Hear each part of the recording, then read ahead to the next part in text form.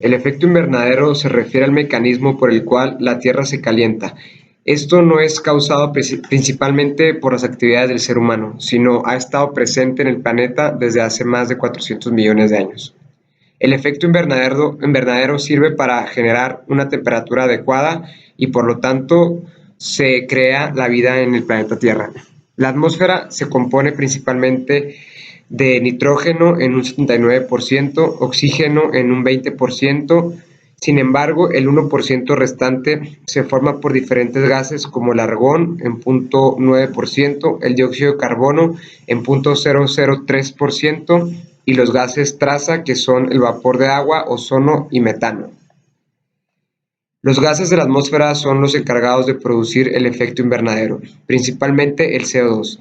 Sin el efecto invernadero, la temperatura promedio sería tan baja que el planeta se congelaría, con una temperatura de aproximadamente 15 grados bajo cero, en vez de la temperatura promedio actual, que es 15 grados.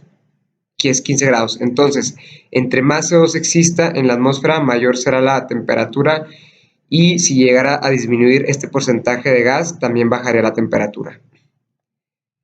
Los gases que conforman la atmósfera no absorben la luz solar o las ondas de longitud corta cargadas hacia la luz visible y ultravioleta, por lo cual la atmósfera es más fría, solo reteniendo el 20% de la energía, permitiendo que caliente la Tierra.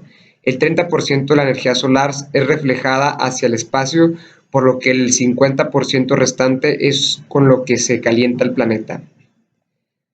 Al alcanzar la superficie de la Tierra, la luz solar de alta energía cambia a baja energía cargada hacia el infrarrojo y de vuelta al espacio.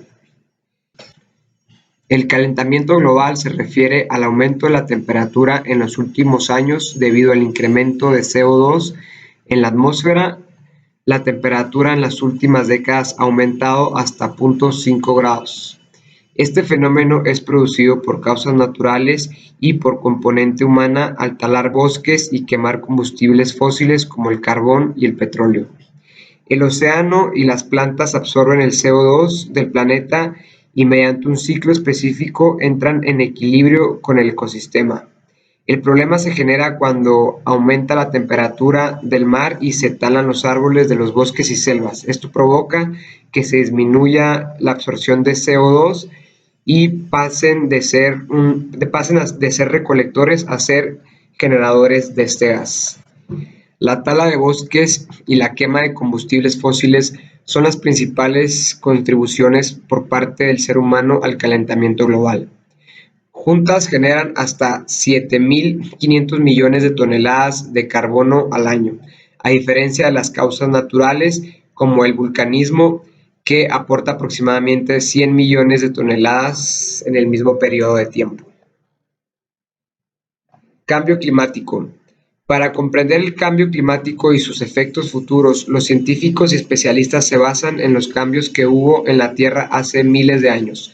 Para obtener información de épocas pasadas, han realizado estudios a los casquetes polares, los cuales contienen burbujas de aire atrapadas en el hielo, las cuales proporcionan datos de la atmósfera del pasado.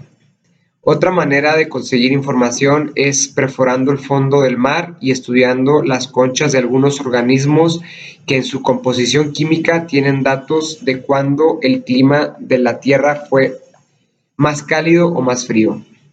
Mediante los estudios mencionados, los especialistas descubrieron que del siglo XV al siglo XIX la Tierra era 1 o 2 grados más fría. En los últimos 400.000 años, el clima ha variado entre etapas frías como glaciales, donde la temperatura era hasta 8 grados más fría que la actual, y etapas donde la temperatura era 2 o 3 grados más caliente que la media hoy en día. Estos cambios climáticos son generados por los llamados ciclos Milankovitch, que son variaciones de la orientación de la Tierra respecto al Sol. Otro factor que provoca los cambios de la temperatura es la concentración de CO2 en la atmósfera, que entre más cantidad haya, la temperatura es más elevada, y si la concentración baja, la temperatura